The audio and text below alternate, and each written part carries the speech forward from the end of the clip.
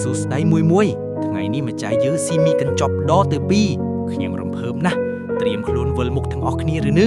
ឈប់រំទៅអាបុលជួលអញខងអញមកច្រើនពេកហើយឥឡូវម្ចាស់យើងផ្អែមរហូតដល់ស្រមោលជ្រុំជើងបាត់ហើយហ្នឹងពួកឯងឈប់ជ្រុះគ្នាទៅមើលអញនេះមកដល់ធ្វើឲ្យបែបដូកគាត់លោតដូចបៃស្ករគាត់ផុតទឹកទេចាំមើលអញធ្វើឲ្យក្រពះនេះស្ងួតដូចវាលខ្សាច់សាហារ៉ាពួកយើងគឺក្រុមបំផ្លាញសុខភាពបើចង់ងាប់លឿនស៊ីពួកយើងឲ្យច្រើនទៅ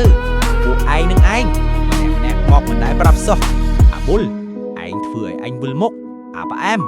ឯងធ្វើឲ្យអញធាត់ក្បាលពោះអញចង់សុំច្បាប់សម្រាប់ហើយអាយ៉ាថ្នាំពេទ្យមកហើយរត់ពួកយើងមិនបាច់រត់ទេម្ចាស់យើងផឹកថ្នាំជាមួយទឹកក្រូចតតាំងបានអីចាំមើលអញបំលែងខ្លួនជាខ្លាញ់តែដេកនៅក្បាលពោះឲ្យជុកចង្កេះលេងអាបុលអញទៅជួយធ្វើឲ្យសពគាត់ជ្រុះបន្ថែម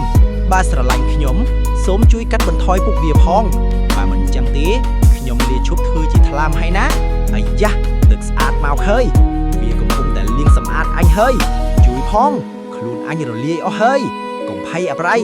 តោចិញ្ចៀងក្រពះឲ្យជាប់អូយទឹកនេះខ្លាំងណាស់វាអូអញទៅរកតម្រងនោមបាត់ហើយពួកអាសារធាតុពុលចេញទៅឲ្យអស់ម្ចាស់យើងភ្ញាក់ខ្លួនហើយគាត់ចាប់ផ្ដើមញ៉ាំអាហារមានជីវជាតិហើយកុំមកធ្វើចរិតជាហេរ៉ូពេកបងបន្លែចាំមើលម្ចាស់យើងឃើញតែគុជចាំមើលគាត់រឹតឯណាអរគុណបងបន្លែឥឡូវអញមានកម្លាំងវាយពួកឯងចេញហើយកុំសង្ឃឹមថាបាននៅទីនេះយូរទៀតឲ្យសោះចង់ឲ្យពួកយើងឆ្លោះគ្នាឬចង់ឲ្យពួកយើងត្រូវគ្នាគឺអាស្រ័យលើមាត់របស់អ្នកទាំងអស់គ្នានឹងឯង